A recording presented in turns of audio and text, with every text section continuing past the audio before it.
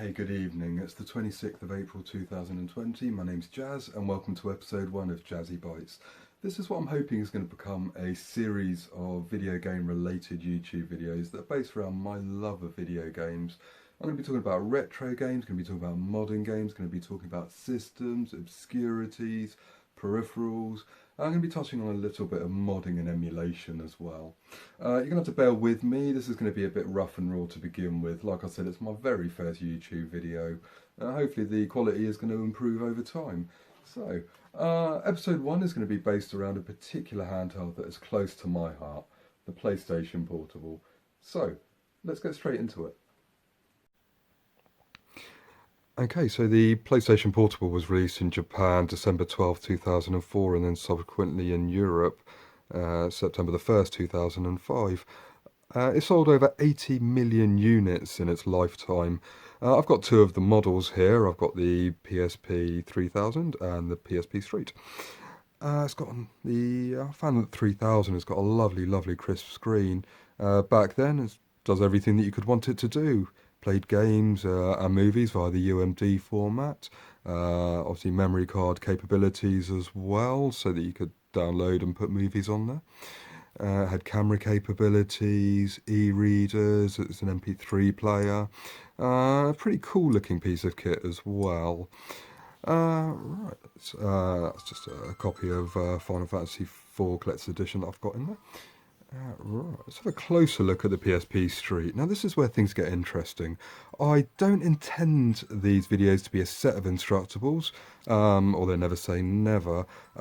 Incidentally, I put custom firmware onto this particular PlayStation Portable, so let's just go into the memory stick from there. Okay. No, I'm not endorsing piracy in any way, shape or form. If you do have ROMs as they're known, make sure that you do have the original hard copies so that these are essentially backups. But there's a bit of Persona on there. Now, God of War, they were really, really good on the PSP. Fantastic graphics, great sound, Metal Gear. And let's be honest, whatever happened to the old Siphon Filter series? They were absolutely great games. A bit more Persona, Sega's greatest hits. You get the idea. You get the idea. There was a fantastic range of games on the PlayStation Portable. Covered all tastes, covered all genres, and whether they were recreations of the Big Brother counterparts on the main consoles at the time, or whether they were side stories, there was plenty of games there to get your teeth stuck into. So keeping up with the theme of backups and alternative ways to play your PSP collection, this is the PPSSPP emulator running on a Windows tablet here. I'll just show you a list of games. Right. As they say, here's one I prepared earlier. It's Crisis Core Final Fantasy. It's just an excuse to show off a classic PSP game on a nice crisp screen. Easy enough, of course, with a HD lead, just to attach it to your TV and get the full surround sound experience to go with it. Absolutely amazing game, real personal endorsement on this one as a true amazing prequel to Final Fantasy VII. Well, I'm just going to spend a couple of minutes just talking about some of the physicals that I've got on the system. Just showing off the artwork in the case there for Crisis Core, Final Fantasy VII, a prequel to Final Fantasy VII. I'm a huge Final Fantasy fan. I'm going to be doing some dedicated videos in the future in relation to that, so I won't say too much about that now.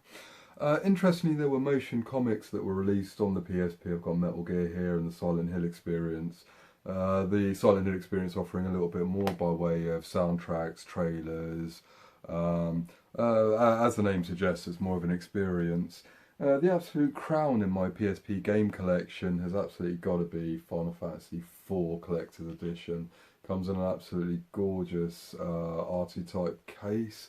Get a screen wipe in there.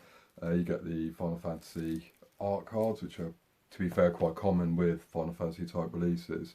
Removing the bits gives you the full bodies of the main characters in there. And obviously that's a sleeve for the main game itself. Right. So, well, thank you very much for tuning in to episode 1 of the Jazzy-Bytes series. You take care of yourself, stay safe during this lockdown, and I hope you like the video, and I hope you tune in for episode 2, which should be coming soon. Thanks. Peace out.